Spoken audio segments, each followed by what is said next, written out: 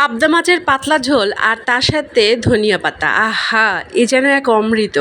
আসসালামু আলাইকুম বন্ধুরা, আজকে রান্না করছি পাবদা মাছের ঝোল। আর ঝোলটা কিন্তু একটু পাতলাই রান্না করব, কেননা পাতলা ঝোল লেবু দিয়ে মেখে খেতে বেশ ভালো লাগে। তো প্যানে প্রথমে দিয়ে দিলাম পেঁয়াজ কুচি এবং মরিচ, তারপরে পেঁয়াজটা একটু হালকা বাদামি করে ভেজে নেব।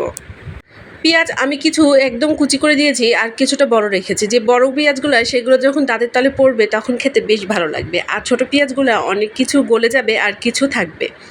তো দেখেন এখন দিয়ে দিচ্ছি আদা বাটা, রসুন বাটা এবং সাথে দিয়ে দিচ্ছি জিরা বাটা। জিরা বাটাটা আমি একটু বেশি দিয়েছি। তারপরে দিয়ে দিলাম লবণ গুঁড়া এবং হলুদের গুঁড়া, আজকে কিন্তু একটু মরিচের গুঁড়াও দিব। সাদামাটা এরকম পাতলা মাছের ঝোল রান্না করতে খুব বেশি মশলার প্রয়োজন নাই, শুধুমাত্র জিরা বাটা এবং পেঁয়াজ দিয়েও কিন্তু এই মাছটা অনায়াসেই রান্না করে সুস্বাদুভাবে খাওয়া যায়। তবে আমি সাধারণত রসুন বাটাটা সব মাছেই খাই। সব মশলাগুলো পানি দিয়ে একটু কষিয়ে নিব, এতে কিন্তু মশলার স্বাদও বেড়ে যায় আর তেমনি মশলার যে একটা কাঁচা গন্ধ সেটাও থাকে না। পাবদা মাছ খুবই পাতলা মাছ এবং খুব তাড়াতাড়ি রান্না হয়ে যায়, তাই খুব বেশি মাছ দেওয়ার পরে কষানো যাবে না, তাই মাছ দেওয়ার আগেই মশলাগুলো খুব ভালোভাবে কষিয়ে নিব। পাবদা মাছের ঝোল আর সাথে গন্ধরাজ লেবু, আহা আমি যে বাঙালি তাতে কিন্তু আমার বেশ গর্বই হয়। ছোটবেলা মা যখন পাতলা মাছের ঝোল রান্না করতো খুব রাগ হতো, মনে হয় ইস কেন যে এরকম করে রান্না করে। কিন্তু এখন বড় হয়ে বুঝি আসলেই মাছের স্বাদ ওই পাতলা ঝোলেই, বরঞ্চ ভুনা ভুনার চেয়ে এই পাতলা ঝোলই খেতে বেশি মজা লাগে। তো আমার মশলাগুলো কষানো হয়ে গিয়েছে, এখন আমি পাবদা মাছগুলো একটু দিয়ে দিচ্ছি এবং এপিটে ওপিট করে নিব এবং তারপরে দিয়ে দিব পানি। পানি আমি পরিমাপ করেই দিব, আমি কতটুকু ঝোল রাখতে চাই সেটার অনুপাতেই আমি পানি দিব।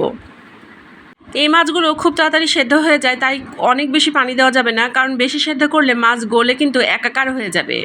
আর মাছ রান্নার সময় খুব বেশি নাড়াচাড়ারও প্রয়োজন নয়, তাহলে আবার গলে ভূত।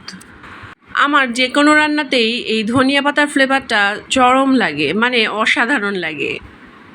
ধনিয়া পাতার যেমন অসাধারণ একটা ফ্লেভার, তেমনি কালার, সব কিছু মিলিয়ে একটা তরকারিকে এনে দেয় একটা নতুন মাত্রা।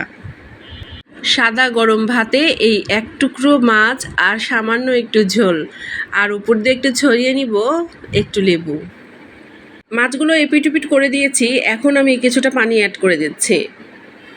তারপরে ভালোভাবে ফুটিয়ে নিব, বাস তাহলেই কিন্তু তৈরি হয়ে যাবে আমার এই মাছ রান্নাটা। পাবদা মাছের ঝোল যেমন ভালো লাগে, তেমনি ফ্রাই খেতেও কিন্তু বেশ লাগে।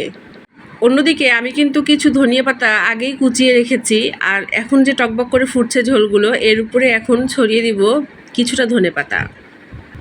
বাস রান্না একেবারে কমপ্লিট। এখন থালায় নিব 1 চামচ ভাত আর সাথে 1 টুকরো মাছ, একটু ঝোল, উপর দিয়ে নিয়ে নিব একটু লেবু।